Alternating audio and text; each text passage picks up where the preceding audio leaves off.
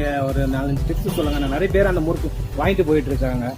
அதில் எப்படி அந்த டேஸ்ட்டு நீங்கள் கொண்டு வரீங்க? அந்த கிராமத்து மாதிரியே இருக்குது அந்த முறுக்கு பார்க்குறதுக்கு. சொல்லுங்கள், டிப்ஸ் சொல்லுங்கள். நான் வந்து அரிசிமா உளுந்துல முறுக்கு போடுறோம். நான் வந்து இந்த தொழிலில் வந்து ஒரு 15 வருஷமாக எக்ஸ்பீரியன்ஸ் இருக்குது எனக்கு. அதனால் வந்து நல்லா குவாலிட்டியாக நல்ல எண்ணெயில் நல்லா உப்பு எல்லாம் வந்து கரெக்டாக ஒரு பக்குவமாக போடும். அதனால் வந்து முறுக்கு நல்லா இருக்கும் டேஸ்ட்டாக. கஸ்டமருக்கெல்லாம் நீங்கள் எப்படி முறுக்கெல்லாம் மொத்தமாகவும் கொடுப்பீங்களா, இல்லை கொஞ்சம் கொஞ்சமாக அந்த அந்த மாதிரி வியாபாரம் மொத்த வியாபாரமும் பண்ணுவீங்களா?